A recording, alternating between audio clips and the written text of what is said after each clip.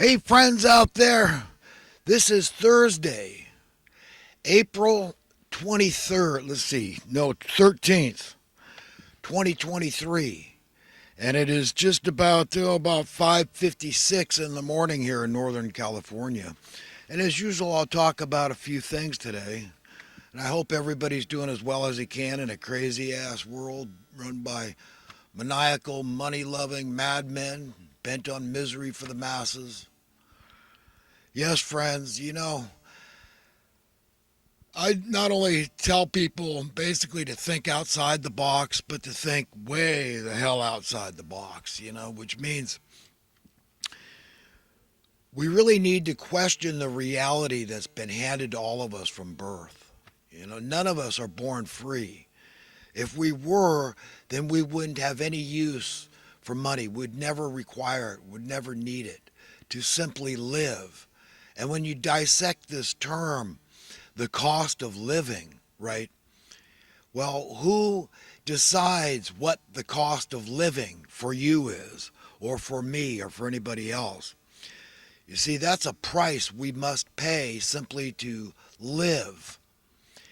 And I object vociferously, and I want you to learn to be pissed off about that as well and just say, I'm going to question that.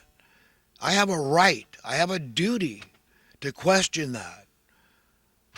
No matter how well you fit into this scene, how well you've found your little niche and you've made lots of money and you're successful according to the worldly wise definition of success.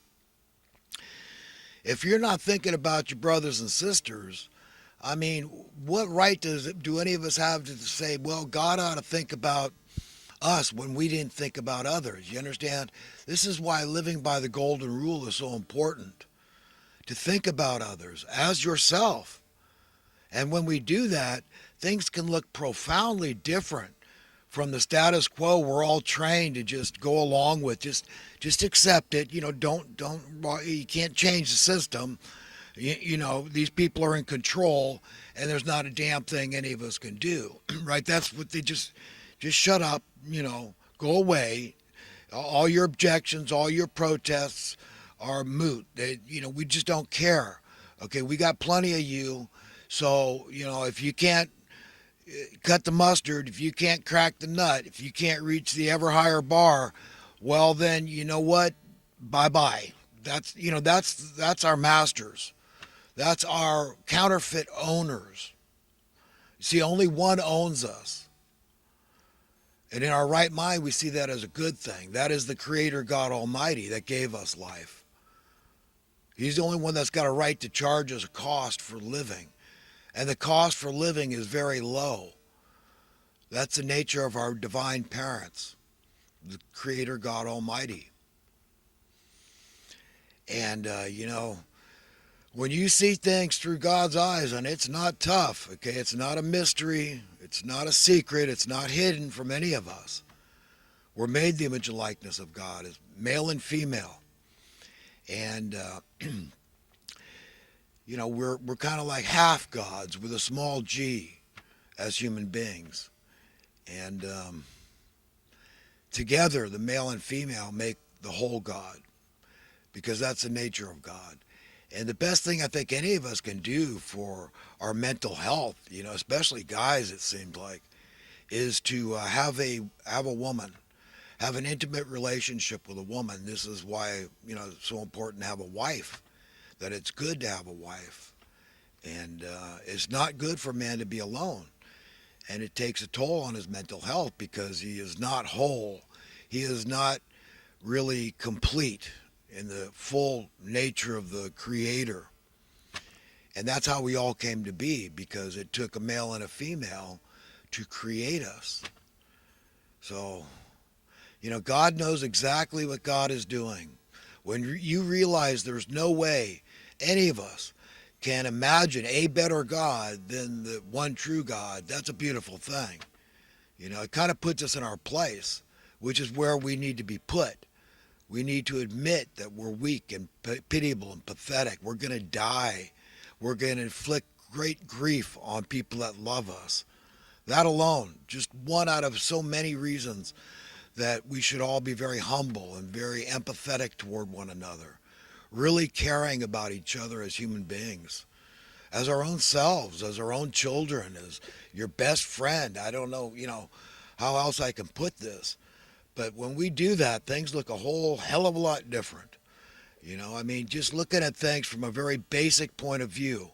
None of these men that control our cost of living created us. They didn't create the earth.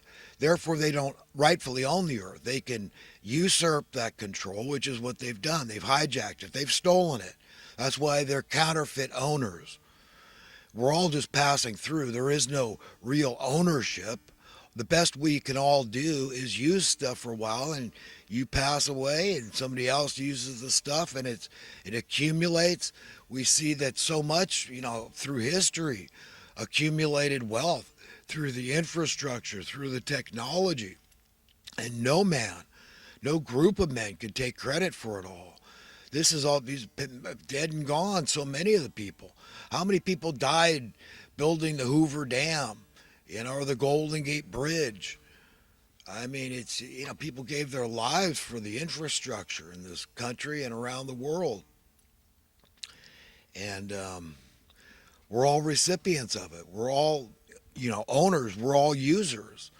So these people that control the purse strings of the planet, they're evil. I'm telling you, they don't have our best interest at heart. And when we keep complying and conforming, capitulating, acquiescing, going along with this thing, we're not doing anybody a favor. You see, just because you can crack the nut, and if you don't care that other people are having a harder time, and their sense of insecurity, that's their sense of fear, that it keeps going up. It's like a dial being turned up higher and higher. My whole life this has been going on. The cost of living has been going up. The sense of insecurity and fear, it keeps going up. It should not be that way. That's not progress. That's regress. That's wrong. That creates misery. That's what that does. And that's what these people want to do. There's absolutely no reason in the world, no viable, logical reason why all humanity cannot be 100% prosperous. So how do you achieve a state like that? There's only one way I can imagine. That's by getting rid of every form of money. And we'll find out who the money lovers are in your heart, my heart. We've got to confess that we're all money lovers for very practical reasons. And God understands that. He can forgive it. But we've got to confess it. We've got to admit we're all money lovers. And when we do that, we can feel that burden lifted and say, but I also get why we have to get rid of it all. I can see through God's point of view. This is like a false competing God. Very powerful entity. What it's done to us. And no other creature has any use for the crap. None. They'd rather have a bite of their least favorite food when they're hungry than $1 billion. But tell me, which human? You understand how distinct we are from the other creatures? But we're this vastly more intelligent, godlike creature with virtually unlimited potential to imagine something, and anything we can imagine, we can make manifest. What other creature comes close to that? None. But yet we're all addicted to this crap. Satan's ambrosia, man. Please me and I'll give you all this, But like Christ said, I mean, what does it gain a man to forfeit his soul, even if he gains the whole world? So nobody, no person in their right mind would do that. Yet we all compromise. We all do. We cannot serve two masters, but yet we all do. So we're all culpable. That's the way it works. I mean, we're all stuck on this ship of fools. We're all just trying to live our stinking little lives, survive, find some semblance of happiness, something we can hold on to, some sense of security, a sense of freedom.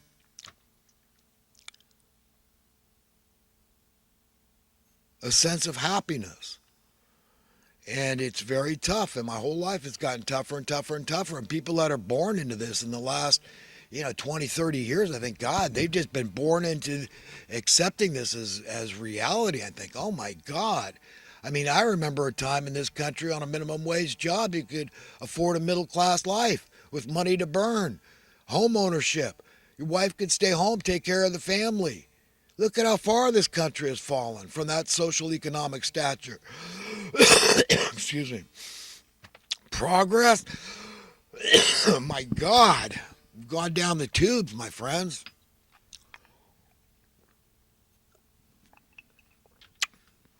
It doesn't help to deny it, man.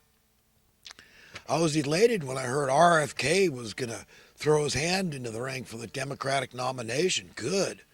But the mainstream media won't report on it at all. You think they're not being controlled? Come on. You know there's grand puppeteers in these mainstream media outlets. Why? Well, because he was talking about he's an anti-vaxxer. Oh my God, he's a nut job. Oh, he's bad. He's spreading fake news, and that's dangerous. Oh, he's bad. Oh, so all the journalists, all the reporters go along with that. Well, I hope he picks up some momentum. He forces it down their freaking throats. We're at a point in history, friends, where the changes are coming by the hand of God. God's forcing his way into this conversation here. Okay? Question reality. Yes, you have a duty. You have a responsibility. Not just to yourself and your children and their children, but to your brothers and sisters who are equally beloved by God. We've got to think like God, behave like God, please God if we're ever to find a semblance of happiness here. We need fairness.